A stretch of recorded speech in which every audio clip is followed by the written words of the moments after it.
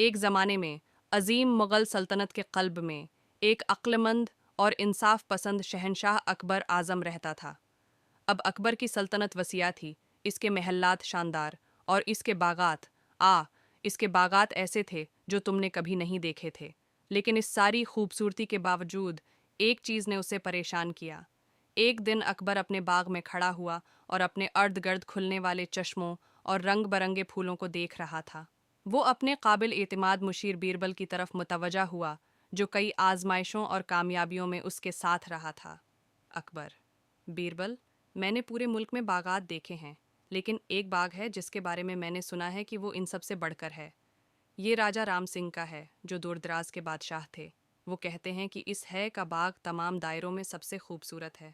ایسا کیوں ہے کہ مجھے اپنے باغات میں ایسی خوبصورتی نہیں ملتی؟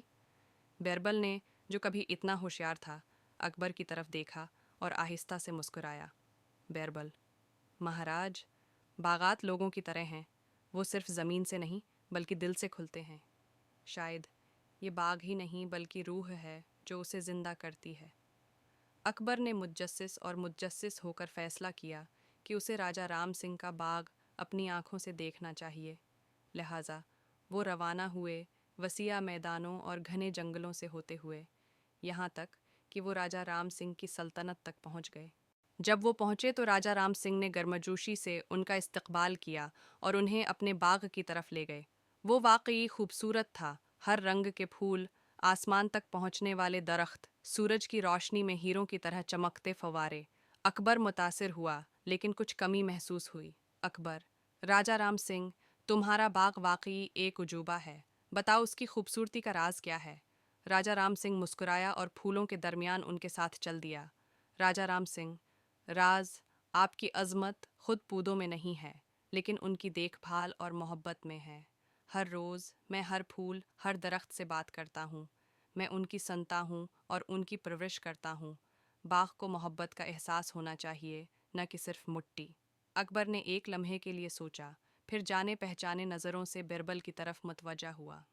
اکبر: میں دیکھتا ہوں بیربل، شاید یہ عظمت کے بارے میں نہیں ہے، لیکن تفصیل اور دیکھ بھال پر توجہ دینے کے بارے میں ہے۔ ہمیں گھر لوٹنے دو۔ اور یوں اکبر اور بیربل آگرہ واپس آ گئے۔ ان کے ذہن باغات، دیکھ بھال اور محبت کے خیالات سے بھر گئے۔ اکبر نے ممتاز کو اپنے سردار باغبان کو بلایا، جو شاہی باغات کے لیے اپنی لگن کے لیے جانا جاتا تھا۔ اکبر: ممتاز، میں چاہتا ہوں کہ آپ دنیا کا سب سے خوبصورت باغ بنائیں، لیکن اس بار مجھے صرف پھول اور چشمے نہیں چاہیے۔ میں چاہتا ہوں کہ آپ اس میں اپنا دل ڈالیں، ہر درخت، ہر پنکھڑی سے پیار کرو، گویا وہ تمہارا اپنا ہو۔ ممتاز جھک گیا، اس کی آنکھیں عزم سے بھر گئیں۔ ممتاز: مہاراج، آپ جیسا حکم فرمائیں گے میں وہی کروں گا۔ میں اس باغ کے ہر کونے میں اپنا دل انڈیل دوں گا۔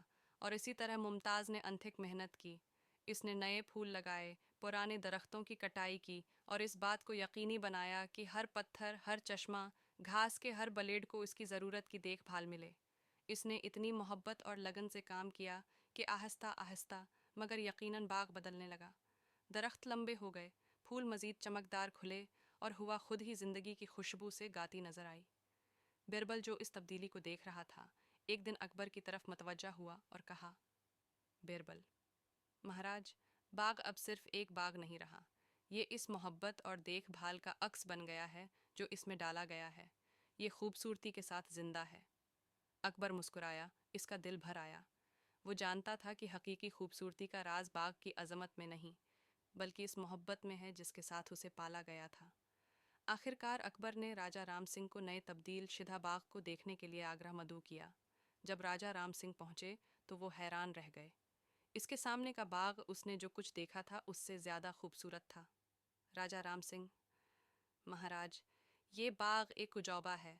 پھول چمکنے لگتے ہیں، درخت پہلے سے اونچے کھڑے ہیں، ایسا محسوس ہوتا ہے جیسے باغ ہی زندہ ہے۔ اکبر: یہ زندہ ہے راجہ رام سنگھ، اس محبت اور دیکھ بھال کے ساتھ زندہ جو اس میں ڈالی گئی تھی۔ میرے باغبان ممتاز نے خوبصورتی سے بڑھ کر کچھ تخلیق کیا ہے۔ اس نے اس باغ کو اپنا دل دیا ہے اور اب یہ زمین کی محبت کی عکاسی کرتا ہے۔